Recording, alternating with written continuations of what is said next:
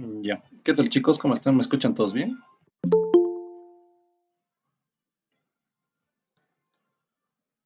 Sí, Oxy. Sí, se escucha. Ya. ¿Qué tal? ¿Cómo están? A ver, tenemos un poco de retraso en el avance del proyecto y yo igual estoy con problemas con mi laptop. Ya. He seguido intentando el tema de hacer los videos y que las clases sean directamente con lo que es explicarles el Civil 3D, pero no sé qué problema tengo con mi laptop, la verdad. Y hacer una sesión Meet y explicar el Civil 3D y aparte grabar la clase, creo que eso es lo que hace que se me lentee, ¿no? Como vieron la última clase que pasamos. Y para eso estaba pensando directamente poder ver la posibilidad de que yo se los haga los videos, ya sean grabaciones. Pónganse que para lo que es trazo definitivo, ya hacérselos un video y explicar hasta la parte donde tienen que exportar ustedes a un plano y este plano lo exporten a PDF, ¿no? Que es justamente lo que ustedes deben entregar. Y de otra forma, poder hacer las clases creo que me va a ser un poco complicado. Más que todo voy a renegar porque se me lentea, ¿no? No sé si están de acuerdo en eso. Y en la clase de ahora veríamos más o menos el tema de los conceptos básicos para que hagan ustedes el diseño. Y este fin de semana yo se los iría haciendo los videos, cosa de que hasta el siguiente viernes ya tenga todos los videos para que ustedes hagan todo su proyecto, ¿no? Hasta lo que es movimiento de tierras y curva masa, ¿no? Que es justamente hasta donde se les pide en este proyecto. No sé si están de acuerdo. ¿Sí están de acuerdo? Ya. Entonces, Está bien, Oxy. la entrega de su proyecto creo que es el 30, ¿no? 30 de este mes.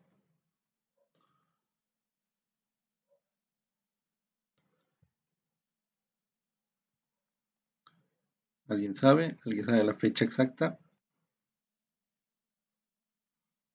¿Ve? Sí, es el 30, ¿no? Sí, Entonces, es el 30. voy a tratar de hacérselos todos los videos hasta el siguiente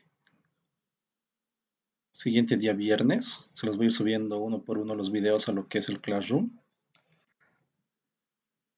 Y tendrían unas 2 semanas ustedes para poder desarrollar todo su proyecto, ¿no?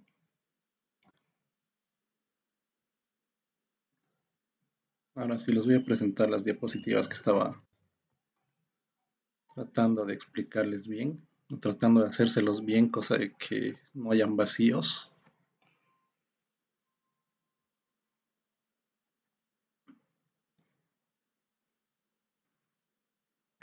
Ya, ven todos mi pantalla, ¿no?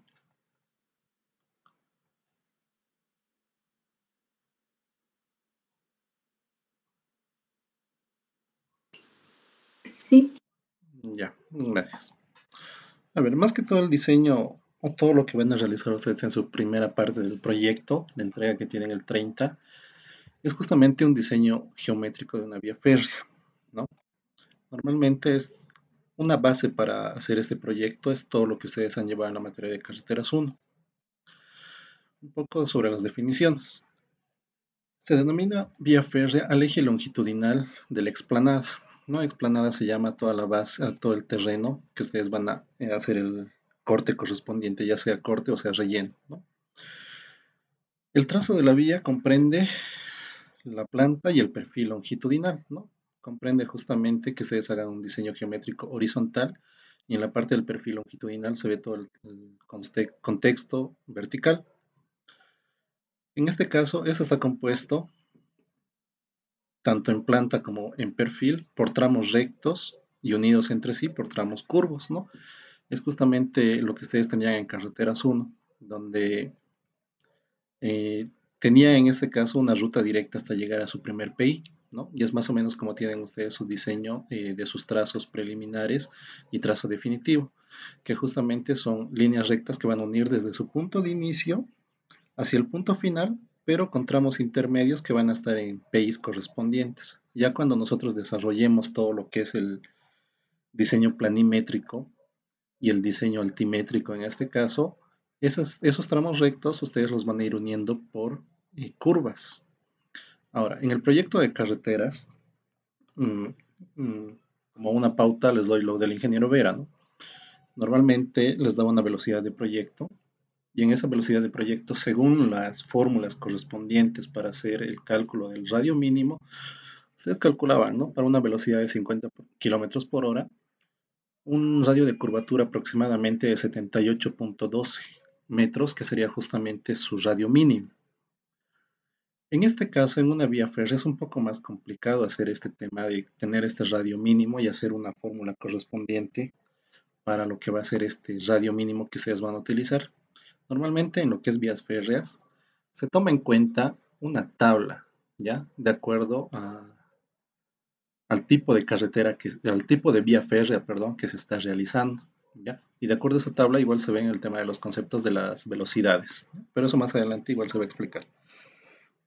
Se diferencia de una carretera porque su configuración es plana en su superficie y mantiene esa forma tanto en rectas como en curvas, dado que el peralte, mira ese errorcito,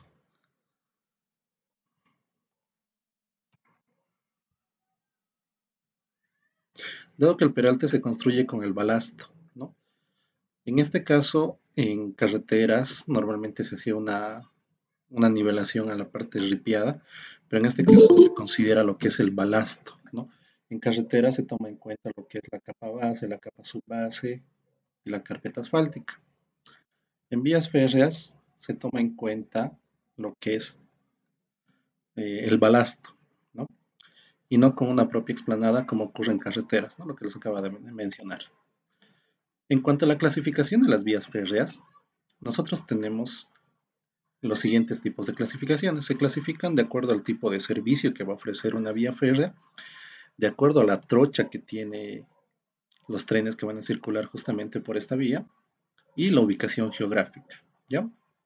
En cuanto al tipo de servicio, la clasificación que tienen las vías férreas son para ferrocarriles de servicio público, es decir, para personas, el transporte de personas en este caso, y hay ferrocarriles de uso industrial, ¿ya? Como pueden ver en esta segunda imagen, ¿no? Al costado. La clasificación según la trocha se considera según la distancia que van a tener justamente las rieles, las cabezas de las rieles. No sé si logran ver acá el pequeño dibujo que se tiene. La distancia que se toma en cuenta es justamente desde la parte superior de la cabeza de una de ellas, o sea, en este caso sería la cabeza al extremo interno que vamos a tener entre las rieles, ¿no? Que hay diferentes tipos y como ustedes ven acá, esta clasificación según la trocha se considera en normal o estándar, que se manejaba a nivel mundial, se podría decir, a un principio cuando se han ido considerando las vías férreas, se tomaba esta clasificación de trocha normal o estándar porque se tenía una distancia entre estas rieles de 1.435 metros. ¿Bien? Según la gráfica, sería este celeste que tenemos acá, ¿no? Luego se consideran la clasificación de trocha ancha, que va a ser una distancia en tres rieles mayor a los 1.435, que sería el normal o el estándar en ese caso. Y la trocha angosta ya se toma en cuenta los que son las rieles que tienen menor longitud de 1.435 metros. Ahora, la otra clasificación que se tiene de las vías férreas es justamente según la ubicación geográfica que tienen estas, ¿ya? Y en esta ocasión se trata de considerar haciendo una referencia a los sectores que va a atravesar esta vía férrea. Pueden ser algunos ferrocarriles longitudinales, pueden ser otros ferrocarriles de penetración y otros ferrocarriles de integración nacional. Los ferrocarriles longitudinales son justamente los que van a ver en terrenos que no tengan que entrar a montes ni demás, es decir, terrenos planos y llanos, que se podría mencionar. Los ferrocarriles de penetración ya es justamente aquellos ferrocarriles que van a atravesar ya sea un bosque, un parque nacional que se vaya a tener o el atravesar una ciudad, ¿no? Alguna ciudad o algún pueblo que se vaya a tener. Y los ferrocarriles de integración nacional son justamente los que van a unir departamentos en este caso, hablando de Cochabamba, ¿no? En la parte de Estados Unidos une estados, que sería lo mismo en este caso. Ahora, aquí viendo el tema de la clasificación de la vía férrea, El diseño que nosotros vamos a realizar es justamente para ferrocarriles de servicio público y que tienen una trocha normal o estándar. ¿Ya? En este caso, lo que ustedes van a considerar, y más o menos según los planos que se les ha ido pidiendo, es en la parte occiden- occidental de Bolivia. La mayoría de los planos que han presentado han sido justamente de la parte occidental, ¿no? Entonces se considera que va a ser un ferrocarril longitudinal en este caso. Ahora, el derecho de vía. Normalmente, no sé si recuerdan, en carreteras, derecho de vía para carreteras justamente era 50 metros a cada extremo, ¿no? Todo eso y todo ese ancho en este caso serían aproximadamente unos 100 metros, considerando desde el eje central, 50 metros a la derecha y 50 metros hacia la izquierda, ¿no? Supuestamente ese ancho es perteneciente al Estado, ¿no? Ahora, en lo que es una vía férrea se toman dos consideraciones.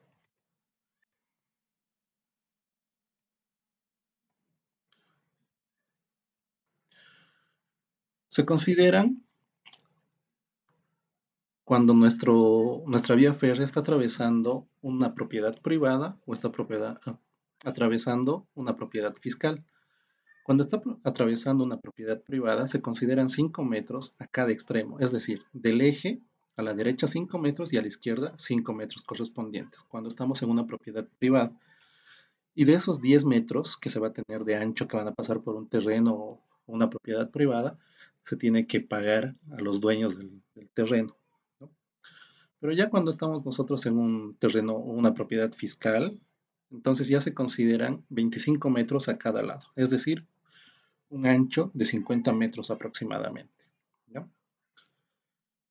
Aquí la imagen creo que está jugándome un poco mal, porque la imagen que he puesto es de un, ¿cómo se llaman estos? Monorrieles, que les hacen sus vías por las partes superiores, ¿no? Partes elevadas.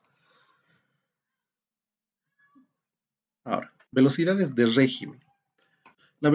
Esta velocidad de régimen es justamente la velocidad máxima que se va a tener para una vía férrea considerando la seguridad, las distancias de parada, el radio mínimo y el radio mínimo horizontal y el radio mínimo vertical, ¿ya? Los factores que van a influir para poder considerar y para poder tener justamente una velocidad de régimen aceptable son el relieve, los volúmenes que nosotros vayamos a trabajar al hacer movimiento de tierras, el tipo de tráfico que se va a tener. Si se va a hacer una riel, hay que ver igual de cada cuánto va a pasar un tren por el sector, hay que ir haciendo algunos estudios más que todo de tráfico en la parte de rieles, ¿no? Y las consideraciones económicas que son realmente importantes para hacer un diseño o para presentar un proyecto, ¿no? Los criterios de elección por los cuales se van a tomar en cuenta una velocidad del régimen son el tema de los costos, el tema de los beneficios y vuelve nuevamente el aspecto económico, que sería en este caso nuestro presupuesto, ¿no? Los elementos que conforman una vía férrea tienen los mismos elementos que se tienen en una carretera, ¿ya?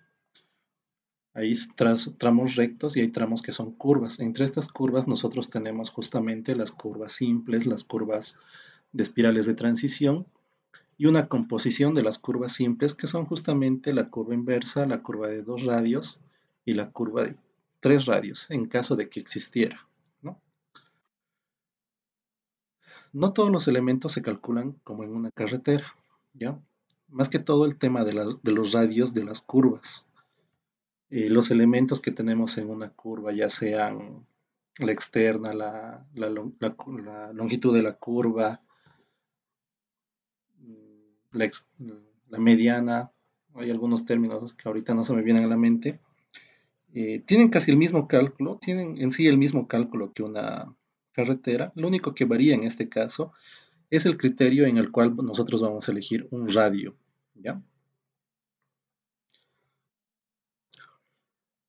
En este caso, como les decía, tenemos las curvas circulares, que son las curvas normales,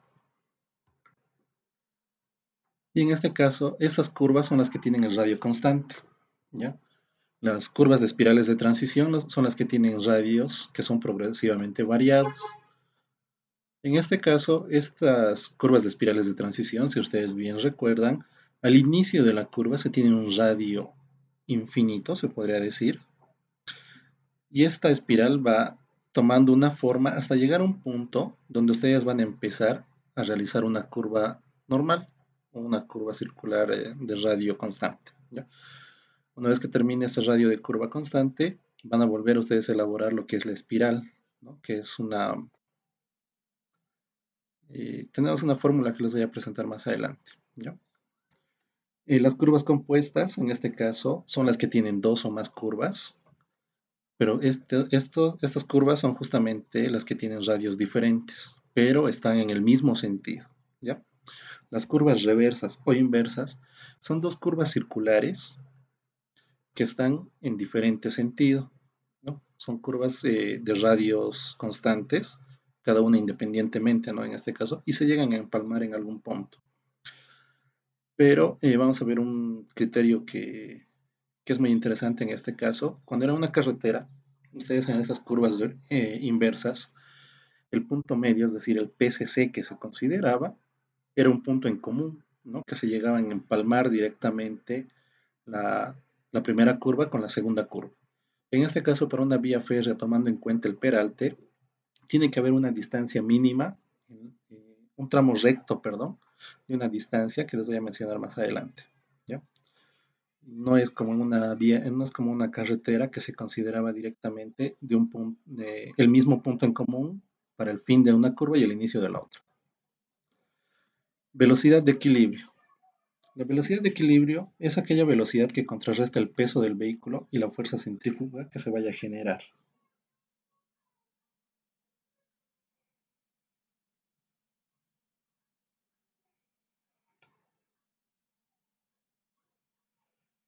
Ay, perdón, voy a cortar mis datos de mi WhatsApp, creo. La velocidad máxima permisible es justamente la que considera el radio de curvatura y la sobreelevación o el peralte. Ya esta sobreelevación es el peralte mismo que vamos a considerar. A ver, el peralte es la altura que se va a considerar para la riel externa, tomando en cuenta la riel interna, ¿no? Va a ser una pequeña variación que se va a tener y esta medida del peralte se considera en milímetros, ¿ya? Y de la misma forma se tienen ya valores predeterminados en una tabla correspondiente.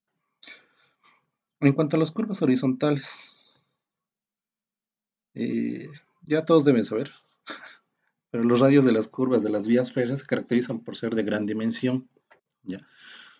En carreteras, normalmente los radios podían asumirse, ¿no? Partiendo del radio mínimo que ustedes iban a llegar a calcular según las fórmulas que se tienen en la norma, se iba a tomar en cuenta un valor que sea un poquito más grande, ¿no? Ustedes se asumían el valor que les parecía mejor, ¿no? Habían algunas personas que elegían 200 metros de radio, 250, algunos de 450 metros, ¿no?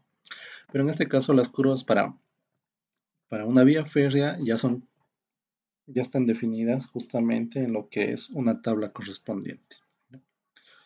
El aumento de los desgastes y deterioros del carril y las ruedas del material rodante. Entonces, lo que se tiene en esta parte es justamente el desgaste que se vaya a generar en la riel. No se olviden que esta riel está formada por acero. En la segunda parte en su segundo proyecto, en la segunda parte de la materia, vamos a tocar un poco esos temas de los diseños y las formas de rieles que se van a tener, que se van a comprender en este caso. Y en los materiales que se emplean, ¿no? Hay diferentes materiales que emplean en algunas empresas que realizan las rieles correspondientes. La disminución del coeficiente de adherencia entre la rueda y el carril en radios menores o iguales a 400 metros, que provoca una disminución en las fuerzas tractivas, ¿no? Es decir, cuando nosotros tenemos una curva que va a tener un radio mayor a 400 metros, no va a haber mm, mucha disminución, no va a haber fuerzas tractivas que vayan a presionar justamente en la curva. Si ustedes se fijan en la figura que tenemos en la parte derecha, esa es la figura que más o menos se tiene en las curvas, ¿no? donde justamente la riel eh, con la llanta delantera, o sea, con la rueda delantera, perdón, llega justamente a chocar con la riel, pero el lado interno no va a estar chocando, va a estar un poquito separado, ¿no? De la misma forma, el externo, el trasero, en este caso, la rueda trasera, va a estar en contacto con la riel interna, pero la rueda delantera no va a estar en contacto con la riel interna, ¿no? Mientras mayor sea el radio de curvatura, se va a generar más que todo esta... va a haber una similitud donde van a llegar a estar en contacto las ruedas, ¿no? Con la riel. Vamos a ver igual más adelante que el sobreancho se considera dependiendo a los radios, ¿ya? No se hace un cálculo como se realizaba en carreteras. Se tiene una planillita de la misma forma, considerando los radios correspondientes. Caramba, perdón. Alargamiento de las vías. La longitud de la vía aumenta con la disminución del radio, ¿no? Y el aumento del ángulo de inflexión, ¿no? Esos son criterios que se toman en cuenta para ver las partes rectas que vamos a tener, las longitudes de curva que vamos a tener, ¿no? Mientras menor sea el radio, menor va a ser la longitud de curva. Por lo tanto, los tramos rectos van a ser un poco más grandes. Se aumenta el radio y los tramos rectos van a ser menores. Y el radio y la longitud de curva van a incrementarse en este caso. Aumento de los gastos de explotación. A menor radio y provocarse mayor desgaste de los gastos de explotación aumenta. Y para el diseño en planta de una vía férrea se hace necesariamente conocer los requisitos que exigen las normas de diseño para cada uno de los elementos de las curvas. Las curvas pueden ser circulares simples y pueden ser espirales de transición. Estas pueden ser sencillas cuando están compuestas por un solo radio y un solo ángulo de inflexión, ¿no? Esas son más que todo las curvas simples que nosotros consideramos. También pueden ser compuestas, lo que ya habíamos hablado anteriormente, ¿no? Las curvas de dos radios, la curva inversa.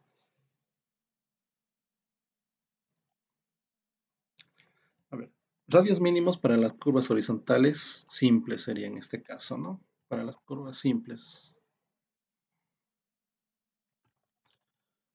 unas cositas que faltan mejorar acá. Un radio mínimo para las vías de trocha igual a 1.435. Si recapitulamos, nosotros tenemos que esta clasificación o este tipo de trocha corresponde a las que son normal o estándar, ¿no? Son igual a 150 metros, nos dice, ¿no? Entonces ya tenemos un radio de 150 metros. A continuación vemos un detalle de radios mínimos de acuerdo a las clasificaciones de las vías, ¿no? Estas clasificaciones, esto lo encontré en un libro, pero no había las clasificaciones correspondientes. Pero se considera lo siguiente: radios mínimos pueden ser desde 1000 hasta 300 metros y en condiciones difíciles, es decir, estas condiciones difíciles justamente hacen referencia a lo que es el relieve, ¿no? Si ustedes recuerdan, se considera más que todo los radios de las curvas dependiendo del relieve que nosotros tengamos. Mientras el terreno sea lo más plano posible, nosotros podemos diseñar curvas más grandes, ¿no? Pero en algún caso, si nos encontramos en algún cerro, las condiciones del terreno no nos van a permitir en algunas situaciones hacer lo que es justamente radios grandes. Justamente el mismo terreno nos va a requerir y eh, nos va a dar más o menos que nosotros diseñemos con unas curvas o con radios, perdón, un poco más pequeñas, ¿no? De esta forma, si se dan cuenta ustedes, para un radio mínimo normal que nosotros deberíamos tener de 1000 metros, en condiciones difíciles, justamente por el tema del relieve, se consideran radios menores, ¿no? En este caso, de 1000 a 600 considera.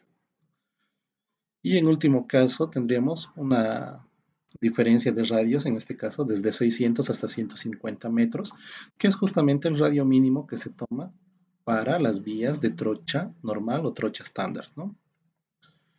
Y Otras consideraciones que se pueden tomar en cuenta es de acuerdo a las traviesas, ¿no? Eso vamos a llevar más adelante en la segunda parte, donde si se tiene unas traviesas de hormigón, no se admiten curvas con radios menores a 350 metros, ¿no? Entonces este ya es otro plus que nosotros tendríamos. Pero en este caso, su proyecto va a consistir en realizarse con traviesas de madera, que eran las tradicionales que se tenían, ¿no? Los elementos de una curva simple, justamente como mencionaba hace rato, y se me fueron varios de estos nombres, los elementos que se tienen en las curvas simples son justamente el radio de curvatura, en este caso ya lo tenemos, ya vamos a tener ese dato, tangente de la curva, la externa, la mediana, la cuerda máxima, el desarrollo, es decir, la longitud de la curva, LC normalmente conocido, el inicio de la curva, el PC, un punto medio, un punto final, el PT normalmente conocido, que es el final de la curva, el punto de inflexión y el origen que se va a tener, ¿no? Cuando nosotros tenemos una curva normal, conocemos el radio, por lo tanto, de esa forma, conociendo el radio, nosotros vamos a poder llegar y vamos a poder llegar a obtener lo que es el origen correspondiente. En cuanto a una espiral de transición, las curvas de transición sirven para unir los tramos rectos con las curvas circulares, ¿no? Normalmente todo diseño de una vía férrea debería considerar lo que es que todas las curvas sean espirales de transición. ¿Esto por qué? Porque al diseñar una espiral de transición nosotros estamos asegurando de que no vaya a haber un cambio drástico en el vehículo, en este caso en el tren que vaya a entrar una curva. Si nosotros diseñamos todo con curvas simples, puede llegar a haber el problema de que no llegue a empalmar bien el tramo recto con nuestra curva, ¿no? Y de acuerdo a la velocidad, si es que entramos con una velocidad mayor a la que se diseña, entonces es más factible que nuestro tren llegue a sufrir un descarrilamiento, ¿no? Les mandé una noticia el anterior día de un accidente que sucedió, ¿no? Que igual es descarrilamiento que se produce. En los trenes que nosotros vamos a desarrollar o la ruta que vamos a diseñar va a ser para velocidades pequeñas, va a ser para velocidades menores, pero no como en otros países, en el lado europeo, asiático, y en algunos países de Sudamérica igual ya tienen lo que es el metro, ¿no? Donde justamente estos llegan a tener velocidades mayores a 100 kilómetros por hora. Entonces, es ahí más que todo en estas velocidades máximas que se generan donde se llega a tener mayor problema en los descarrilamientos, ¿yo? Tun, tun. A ver, los principales objetivos de una espiral de transición son justamente asegurar la variación de la fuerza centrífuga desde la recta hasta un valor igual a la curva circular, ¿no? Es más o menos ese lapso que yo les mencionaba para que llegue a empalmar bien nuestros tramos rectos con las curvas que nosotros vamos a obtener. Permitir el desarrollo de la superelevación y el sobreancho, ¿no? Entonces es mucho mejor poder considerar una espiral de transición para las curvas en un tramo de, de una vía férrea para para que no se lleguen a tener problemas en un cambio drástico en la superelevación y en el sobreancho que vayamos a generar, ¿ya? Las curvas, en este caso, en las curvas de espiral de transición, como les decía hace rato, el radio varía desde el infinito hasta un punto de tangencia que sea igual al valor del radio de la curva circular, ¿no? Toda esta parte de color rosada que se puede ver acá es justamente todo ese extremo, toda esa parte que llega a generarse en una espiral de la longitud de la espiral de transición, ¿no? Cuando empezamos, esta parte roja, esta parte rosada que empezaría acá en el punto TE, nosotros acá empezamos con un radio que tiende a infinito. Según va avanzando esta longitud de espiral, va bajando ese radio, ¿no? Y ese radio va a bajar hasta llegar a tener un radio que vamos a tener nosotros en la parte central, ¿ya? Luego, cuando termina este radio de esta curva simple que va a tener un radio constante, en el punto C va a ir nuevamente incrementando, incrementando hasta llegar a un punto donde va a llegar a tender a ser infinito, ¿no? Y es justamente término de la espiral de la transición, o punto ET. La longitud de la curva de la espiral de transición depende de varios factores, que es justamente el radio de curvatura circular que nosotros vamos a tener, o el radio mínimo que vamos a considerar en este sector, la categoría de vía que nosotros vamos a tener y la velocidad de circulación con la cual nosotros vamos a pasar, ¿no?, esta curva. Entre las funciones y los puntos notables de las curvas de transición se determinan por toda una serie de condiciones relacionadas con la intensidad del incremento de la superelevación o del peralte, la limitación de las fuerzas surgidas al entrar el tren en una curva en la unión de la transición y practicar el mantenimiento de la curva de explotación, ¿ya? La longitud de la curva de la espiral de transición se determina basándose en varios criterios relacionados con la intensidad del incremento de la superelevación o del peralte. ¿Qué criterios se consideran? Se considera justamente evitar un descarrilamiento en las bandas interiores, reducir la velocidad con que sube la rueda por la superelevación del carril externo. Si nosotros supongamos que tenemos un diseño para una curva de espiral de transición que en este caso sea para 50 kilómetros por hora esté diseñado y que el peralte en este caso de entrada esté diseñado para 50 kilómetros por hora.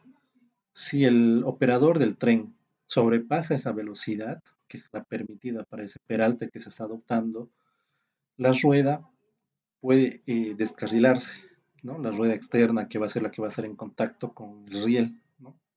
Entonces, es más factible tratar de hacer una reducción a las velocidades o tratar de mantener la velocidad con la cual se va a trabajar, ¿no? Reducir la intensidad del cambio de la aceleración centrífuga no compensada. Necesidad que el valor del peralte H. ¿Por qué está peralte H? Vamos a cambiar esa variable, ¿ya? Le pondremos una P.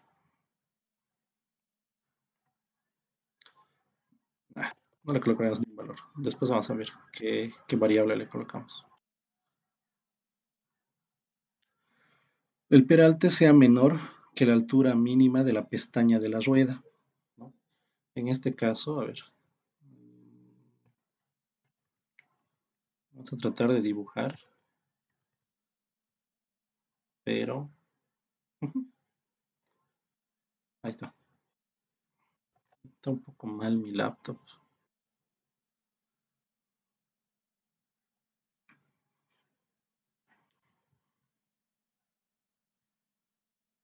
Mis jeroglíficos. Lluvias férreas. Ya habíamos visto el anterior, el tema de la pendiente.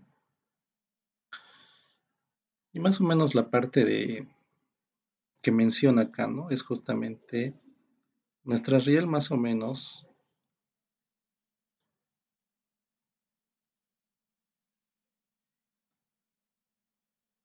Qué horrible. Ya bien, pero al final se disparó la gráfica.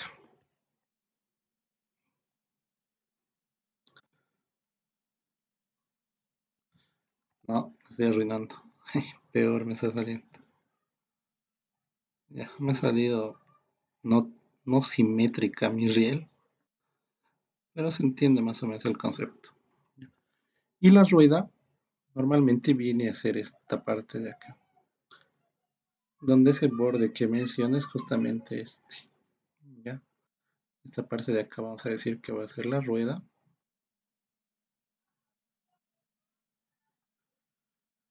Y todo esto va a ser la riel. Entonces, ¿qué nos dice el criterio que estábamos usando? Nos dice que justamente el valor del peralte sea menor que la altura mínima de la pestaña de la rueda.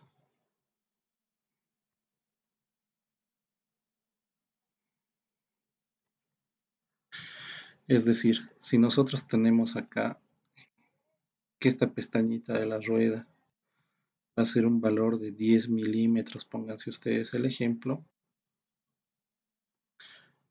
y nosotros consideramos que el terreno va a estar en este sentido,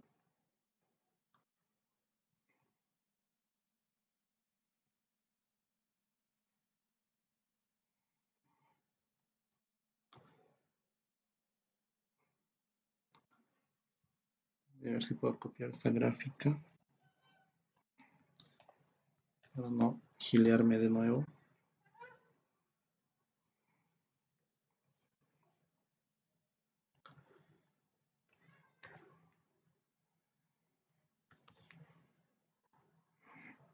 Partes. Qué pésimo dibujando.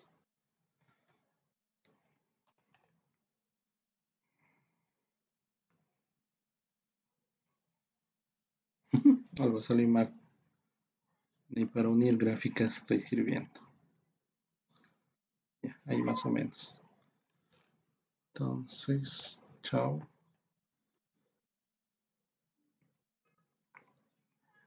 Más o menos, toda esta plataforma, lo que estoy dibujando con línea café, es justamente el balasto correspondiente, ¿no? Aquí vamos a tener el otro riel y vamos a decir que esta parte está en una curva, ¿no? Donde justamente aquí va a haber una altura. Y esa alturita va a ser el peralte correspondiente, ¿no? Entonces se va a tratar de que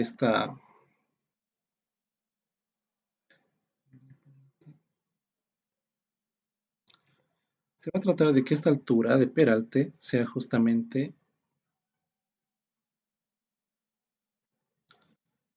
menor. Qué horrible mi letra con el mouse. Menor a los 10 milímetros que justamente nosotros tendríamos como pestaña en la rueda que vamos a tener, ¿no? Normalmente ese valor de la pestaña de la rueda va a ser más grande, ¿no? Va a ser normalmente entre 15 y 20 milímetros. No, perdón, son más.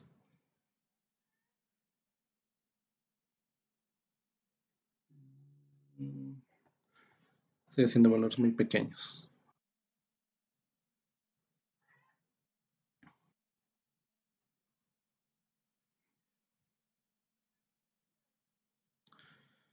Esto va a ser...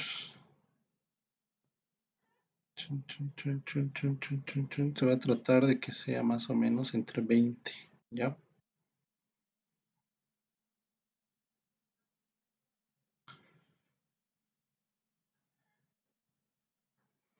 20 milímetros y justamente este peralte nosotros vamos a siempre eh, tratar de que sea justamente menor a en este caso a 20 milímetros, ¿no? Ya, un poco fea mi gráfica, pero espero que se haya entendido. Aquí viene justamente la ecuación de la parábola cúbica que les mencionaba hace rato.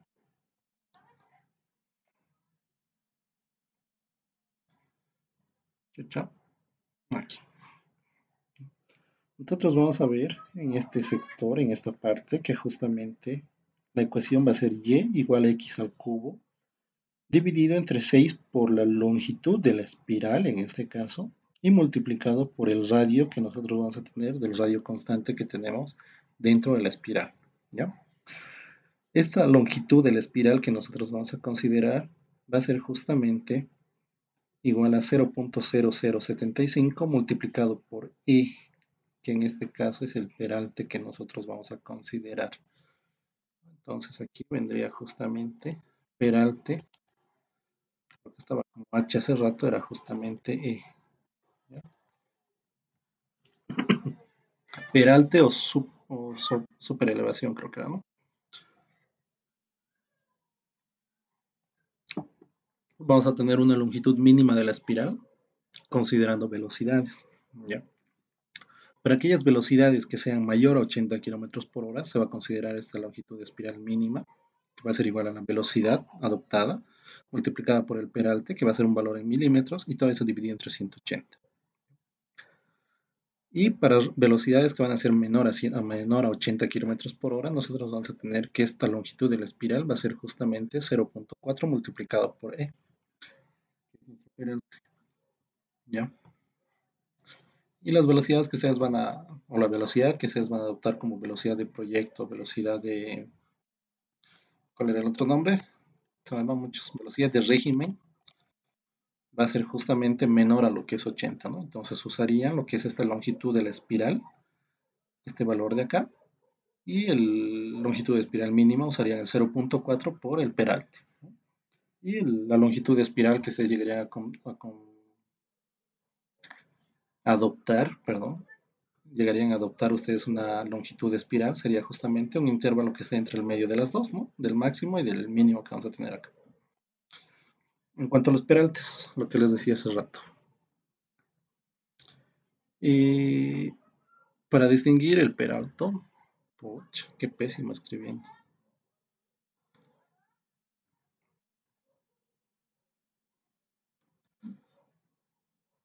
Para distribuir el peralte en las curvas circulares simples se utilizan tres métodos, ¿no?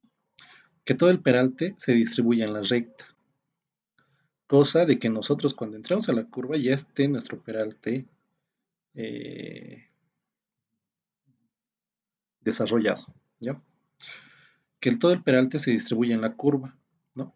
Es decir, nosotros empezaríamos un porcentaje en recta, como se tiene en carreteras, empezaríamos a tener un porcentaje en recta antes de asumir este peralte, ¿no?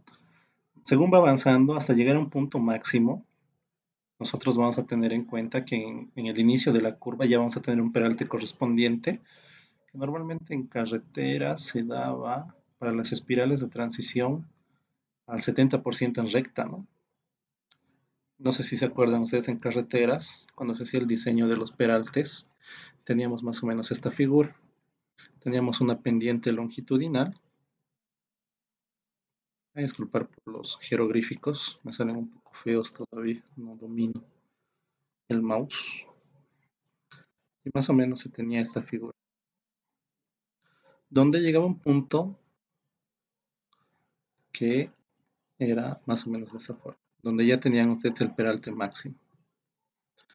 Y de ahí su recta era paralelo a la longitud, a la pendiente longitudinal. Justamente aquí, en carreteras, se tenía, ¿no? Lo que era aquí un 2% y aquí se tenía un 0%. Eso para las carreteras es justamente el bombeo correspondiente que se tenía en, en las vías, ¿ya?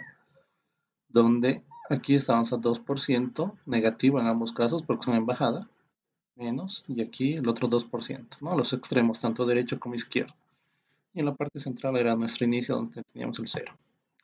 En este caso, para una vía férrea, la parte en recta va a ser de esta forma. O sea, va a ser 0% toda la recta hasta cuando nosotros estemos entrando a la curva.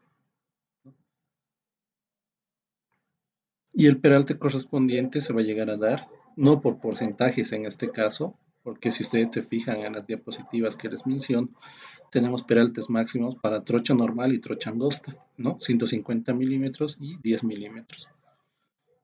Entonces, vamos a tener más o menos una figura más adelante, avanzar de esta forma. Entonces, para el método 1 que me estoy medio que gileando, para el método 1 nos dice que el peralte se distribuye en recta. Entonces, eso quiere decir que nosotros vamos a entrar a una curva. Digamos que esta es nuestra pendiente longitudinal. Vamos a empezar en 0 y desde el 0 se va a empezar a abrir, ¿no? En este caso, si hacen ustedes la gráfica de los peraltes, van a poder exagerar en la escala, ¿ya? Para tratar de denotar. Y más o menos va a dar una figura de esta forma, donde aquí se va a encontrar el extremo izquierdo, derecho, izquierdo, derecho, voy a colocar de esta forma. Y aquí vamos a tener justamente las alturas correspondientes, ¿no? Considerando para un estándar 150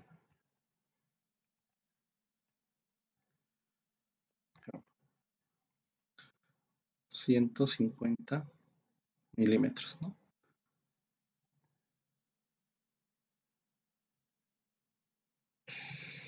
Y el error que estoy cometiendo acá es que en una vía férrea no reduce la de la derecha, ¿no? Se mantendría en el cero acá. Y los 150 milímetros serían los que va a elevarse el eje, el extremo izquierdo en este caso, ¿ya? Muy a diferente de lo que era una carretera. En una carretera ustedes tenían puntos donde subía justamente acá 2%, el eje izquierdo y el eje derecho estaba en menos 2%, ¿no? Normalmente llegaba a pendientes de 7%, ¿no? Pero en este caso va a ser la altura correspondiente a 150 milímetros. Si nosotros consideramos esta medida y el ancho de vía que vamos a tener, o de riel en este caso, mm, vamos a llegar a obtener una pendiente ya. Pero eso vamos a dejarlo para tarea y trabajo de ustedes. Más o menos, ¿a qué pendiente correspondería esto? Si nosotros tenemos 1. Se me ha ido la medida. 435. Oye, se me dio la medida. ¿Cuánto era la de la normal?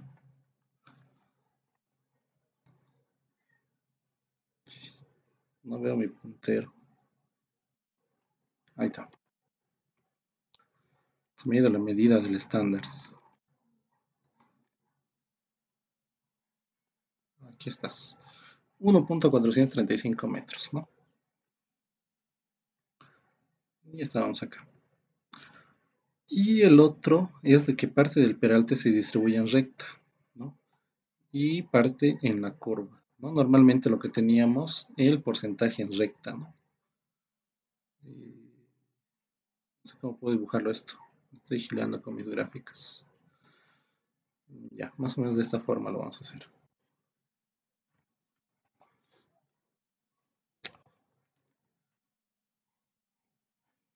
Tramo recto. Y ahí empezaremos una curva de otro color, ¿ya? Donde justamente aquí va a ser nuestro fin de la curva. Y nosotros vamos a hacer para los tres casos, ¿ya? Cosa de que se trate de entender mejor lo que estoy tratando de explicar.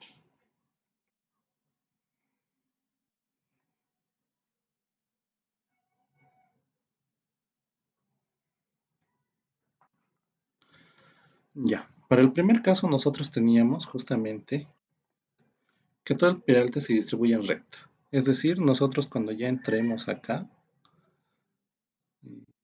vamos a tener, ese va a ser el eje, aquí vamos a tener el derecho, y aquí vamos a tener el izquierdo, curva hacia la derecha. Por lo tanto, aquí cuando estemos en esta curva,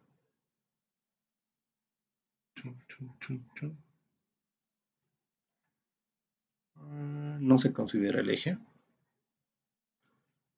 mal por mí, el eje no se toma en cuenta. Vamos a considerar directamente esto y esto de acá. Aquí vamos a decir que aquí es así y aquí es de esta misma forma, ¿ya? Tramo recto acá y tramo recto. Entonces, este va a ser para el primer caso, segundo caso y tercer caso. Entonces, nosotros vamos a decir, quiero borrar esto más. Ya, nosotros aquí vamos a decir que como esta es una curva a la derecha, el peralte aquí ya debe estar en 0% o una altura, en este caso, como estamos con altura sino con pendientes, 0 metros de altura acá. Y aquí vamos a tener 0 milímetros, perdón, peralte es un valor en milímetros. Y si consideramos para un peralte máximo para una curva, para una trocha normal o estándar, vamos a tener que en este punto ya va a estar a 150 milímetros, ¿no? La otra situación es justamente de que en estos casos 0 milímetros, en el segundo caso donde se va a desarrollar el peralte dentro de la curva, es que empecemos con 0 milímetros en ambos casos, ¿ya? Y que según se vaya avanzando, esto se va a mantener en 0. Pónganse que este punto de acá pues, va a ser un punto medio, ¿ya? Por lo tanto, aquí va a ser 0 milímetros y lo que va a ir subiendo en este caso va a ser de forma ascendente, cosa que en el punto medio nosotros vamos a tener esa altura del peralte de 150 milímetros. Entonces va a ser una distribución geométrica donde esto va a subir, ¿no? Hasta la parte media de la curva nosotros vamos a desarrollar los 150 milímetros que nosotros deberíamos tener. Y el tercer caso en esta grafiquita, tendríamos acá que esto va a ser 0 milímetros, pero vamos a tener un valorcito de un porcentaje en recta, ¿ya? Aquí puede ser un 0,7%. Ay, no sé, 0,7 es 70%, ¿no?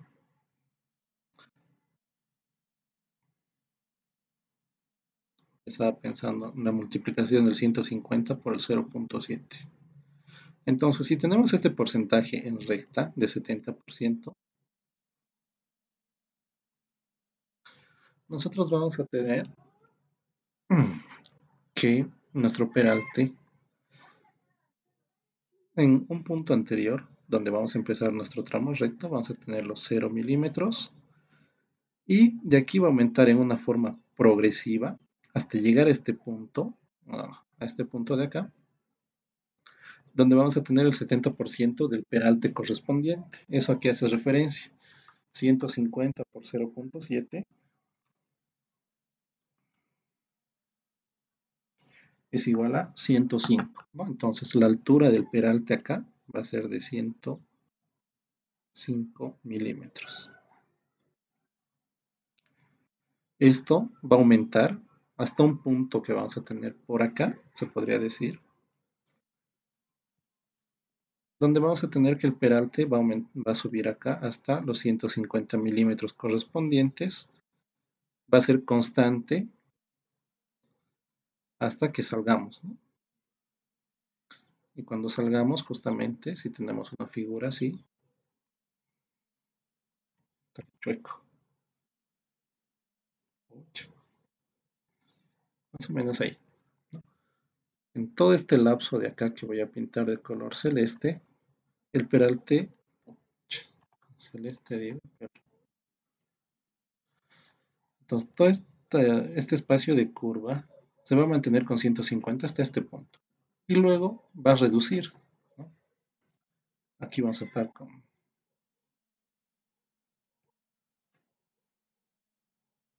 aquí vamos a estar con los 150 milímetros correspondientes. En este punto ya vamos a entrar a cero, o la parte en recta, perdón, vamos a tener 105 milímetros, hasta llegar a un punto donde vamos a tener 0 milímetros en ambos costados de la riel.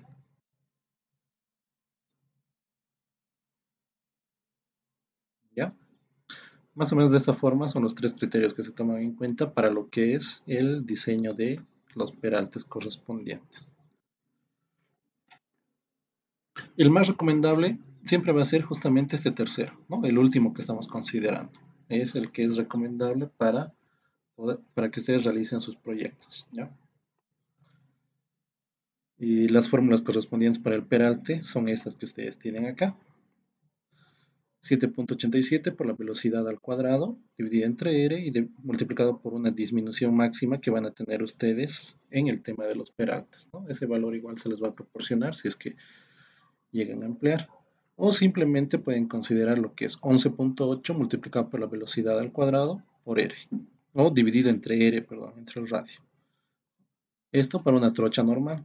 Para una trocha angosta vamos a tener nosotros la siguiente fórmula, que va a ser 7,87 multiplicada por la velocidad al cuadrado y multiplicado por el radio de la curva, ¿ya?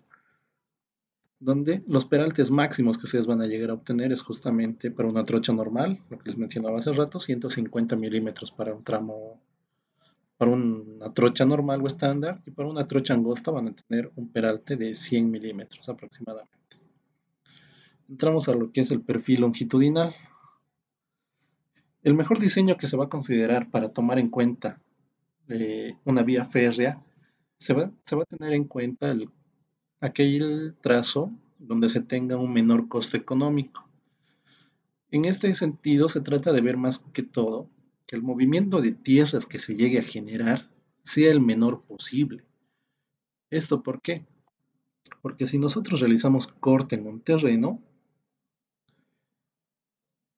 este corte nos genera un costo,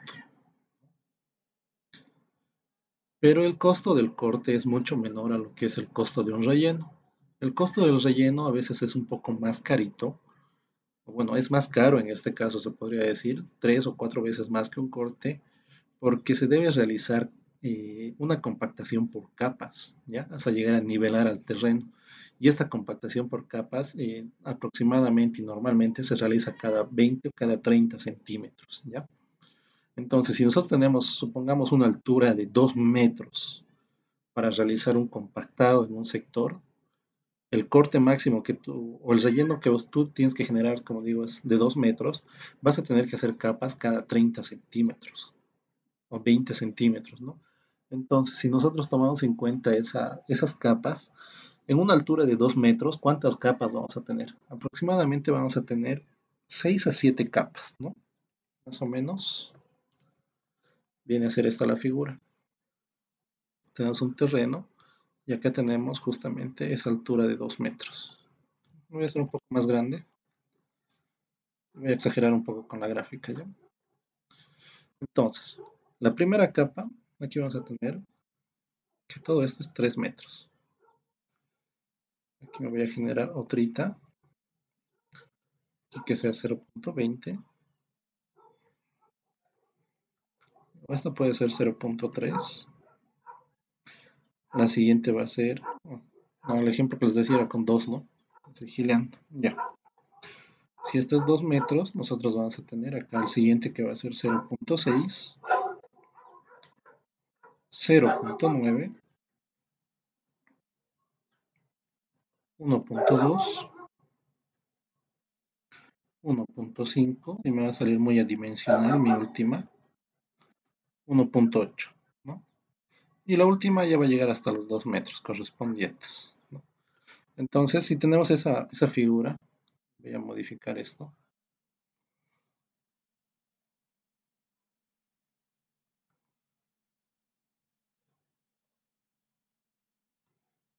más o menos ahí.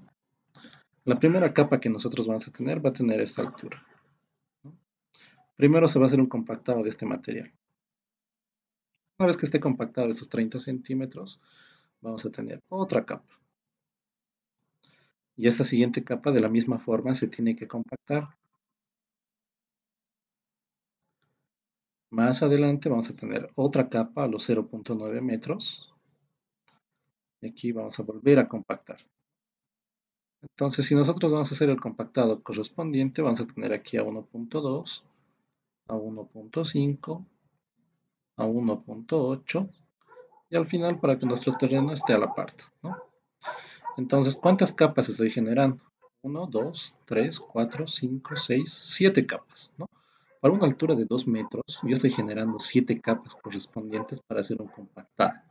Es por eso que el corte es mucho más económico que un compactado.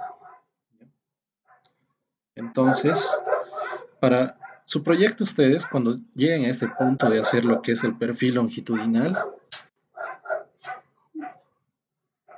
cuando lleguen a hacer este perfil longitudinal, justamente van a considerar para corte máximo 10 metros, ¿ya? Y para lo que es relleno van a considerar 4 metros como máximo. Ahora, aquí vemos el tema de los sobreanchos, ¿ya? Entramos de dos o más vías, está por demás esta parte teórica, ¿ya? Lo que más que todo quiero abarcar acá es justamente estos valores de los radios, que, que es justamente lo que les mencionaba hace rato, ¿no? Cuando nosotros tenemos radios correspondientes, les decía hace rato, si tenemos radios entre 400 a 172 metros, nuestro sobreancho que vamos a generarnos va a ser de 5 milímetros. Cuando tengamos 172, un radio que esté comprendido de 172 a 150 metros, vamos a tener un sobreancho correspondiente de 10 milímetros. Y ya si tenemos radios que van a ser menores, en este caso no van a usar ustedes los menores, ¿no? Van a tener, normalmente el radio que van a usar y van a aplicar es este de 150. Entonces van a considerar un sobreancho de 10 milímetros aproximadamente, ¿ya? En el tema de los taludes, ya está más que todo para la parte de los perfiles transversales que ustedes vayan a generar. se va a tomar en cuenta, bueno, hablando sobre los taludes. Se establecen este tipo de taludes según el tipo de suelos en los cuales se va a construir y la altura del terraplén o la profundidad de la excavación correspondiente, donde se toman en cuenta las condiciones geológicas de la región donde se construye la explanada. La explanada en este caso es justamente toda la parte que ustedes van a realizar para su proyecto. ¿Ya? Va a venir la explanada y arriba de eso van a colocar lo que es el balasto correspondiente y sobre eso va a venir lo que es las rieles correspondientes. Los taludes, nosotros decimos que de acuerdo a las condiciones ingeniero-geológicas favorables con las pendientes de los taludes se construyen con las siguientes medidas aproximadas. ¿No? Como decíamos hace rato, depende mucho del tipo de terreno en el cual vamos a trabajar. Para lo que son rocas poco erosionables, gravas, arenas pedregosas o de granulometría gruesa y media, de todos estos tipos de material que vayamos nosotros a tener, vamos a tener taludes dependiendo a la altura que se va a generar, ¿no? Si hay taludes que van a ser hasta 6 metros, se va a considerar una pendiente de 1 a 1.5, ¿ya? 1 en, 1 en Y y 1.5 en X.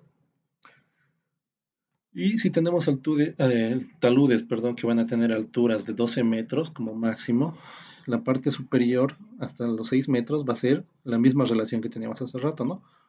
1 o 1 a 1.5 y en la parte inferior de la misma forma, ¿no? Si tuviéramos un terreno de arcillas, calizas, rocas blancas, arena arcillosa y todo este tipo de materiales, la pendiente justamente de esos taludes va a ser de la misma forma como teníamos hace rato, ¿no? No va a variar mucho lo que es justamente las pendientes en sus taludes. Pero sí, cuando ya trabajemos justamente en arcillas de consistencia plástica, y esto más que todo va a abarcar lo que es el concepto o los conceptos que se llevan en la materia de suelos 1, van a tener que su pendiente ya va a ser un poco mayor, ¿no? De 1 a 2 o de 1 a 1.75, ¿ya? También depende mucho, tenemos esta otra planilla, ¿no? Justamente otra tabla, de acuerdo al tipo de suelo, donde yo preferiría que usen mm, esta tablita. Yo les voy a proporcionar un PDF justamente de todas estas diapositivas para que la puedan ver en otro momento. Y justamente acá tenemos, ¿no? Que si tenemos un suelo rocoso poco erosionable, ya que hace referencia a diferentes tipos de rocas, ya sean granitas, diabasas, areniscas, cuarzos, pizarras metamórficas, calizas cristalinas, van a tener esta pendiente correspondiente, ¿no? De 1 a 0.2 hasta 1 a 0.5, ¿no? Aquí, si se dan cuenta, tal vez el talud que ustedes vayan a generar va a ser aquí 1 metro y este extremo va a ser el 0.2 o máximo hasta el 0.5, como decía, ¿no? 0.5 metros. Un poco dimensional mi gráfica. A ver, más o menos por ahí, ya. Donde el talud que ustedes vayan a generar justamente este tema del tipo de suelos que ustedes van a tener, cada uno se va a dar. Si quieren hacerlo con lo de rocas, van a tener más o menos taludes de esta forma, ¿no? Y aquí efectivamente va a estar, pucha, lo que es nuestra vía, ¿no? O la explanada que se conoce. Este ya. Si tienen suelos rocosos, van a usar eso. Si tienen suelos rocosos o semi-rocosos que son fácilmente alterables, o sea que van a poder destrozar fácilmente, entonces van a tener esta otra relación. A ver,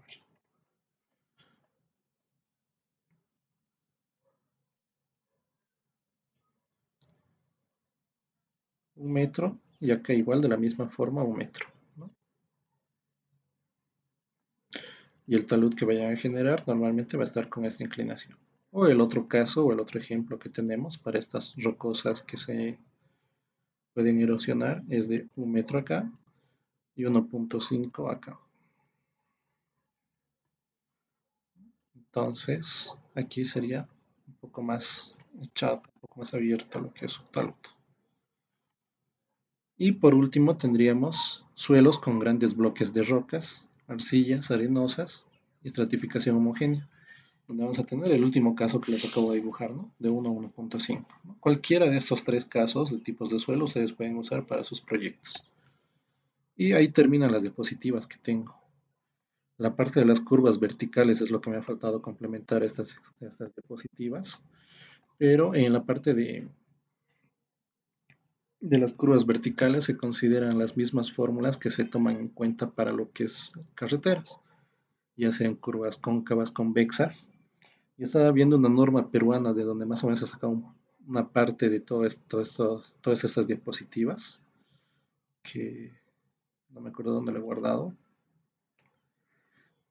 Creo que está aquí. Lo veremos un cachito eso antes de terminar. Norma ferroviaria peruana. Esa es del 1900. Vamos al año.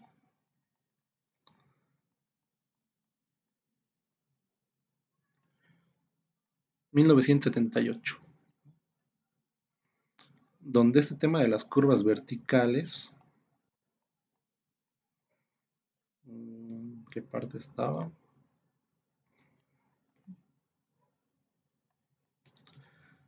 Tenía unos nombres raros para las curvas verticales. Están entre estas curvas, perfil longitudinal. Aquí están las curvas verticales.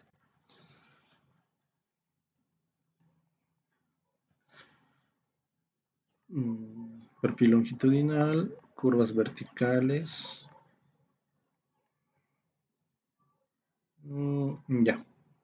Aquí están los nombres raros que les mencionaba, ¿no? Le llaman cumbre y valle. Entonces, ¿por qué les llaman así? ¿O a cuál llaman cumbre? Serían estos de acá.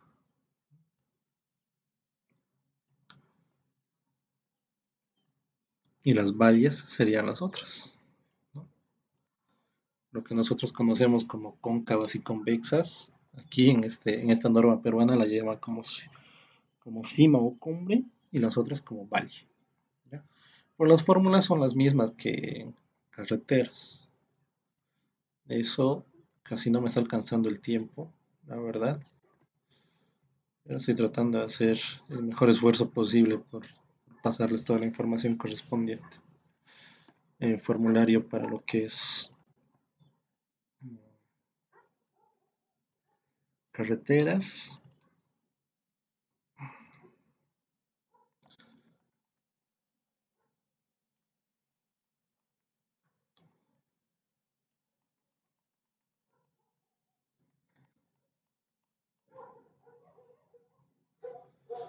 Curvas verticales, ya sea curva convexa o sea curva cóncava, de la misma forma, o sea, con estas mismas fórmulas van a poder tomar en cuenta. La distancia de frenado, de parada, igual para el siguiente viernes se los voy a preparar bien lo que es este tema de la distancia de frenado. ¿ya? Pero ya traten más que todo de que su diseño, según los videos que les vaya a subir, ya esté toda la parte planimétrica hasta el siguiente viernes, cosa de que con este tema de los cálculos para las curvas verticales podamos avanzar el siguiente viernes y ya puedan avanzar desde el viernes siguiente para lo que es sus cálculos de la parte vertical. ¿ya? No sé si se ha entendido, chicos, alguna duda que tengan, algo que no se haya entendido. Una preguntita. Dime. Para el cálculo de los peraltes había tres criterios, ¿verdad? El primero de ellos decía que, bueno, tenía que estar en un tramo recto, pero ese tramo recto también contempla todo el tramo que le antecede a la curva para que tenga ese peralte de 150 milímetros. Sí, a ver.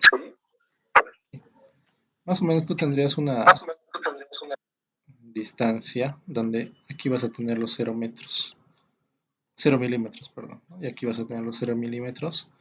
Y en todo este tramo recto, tú vas a tener que ir elevando esta parte, ¿no? El costado izquierdo, en este caso, vas a ir elevando el peralte hasta los 150 metros. pero yo no los recomiendo de que hagan de esta forma. Yo preferiría, como les dije hace rato, que tomen en cuenta para los peraltes esta gráfica de acá. El caso 3 que teníamos, ¿no? Tenemos un porcentaje en recta y otro porcentaje en tramo intermedio.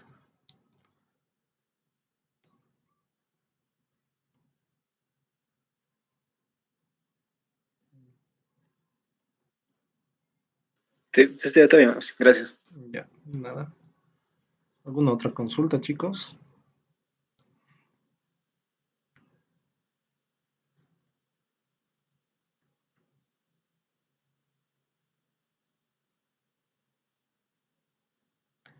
Ya, creo que no hay consultas. Entonces, de todas formas, yo el video lo voy a subir a YouTube más que todo porque mi cuenta Drive se está llenando.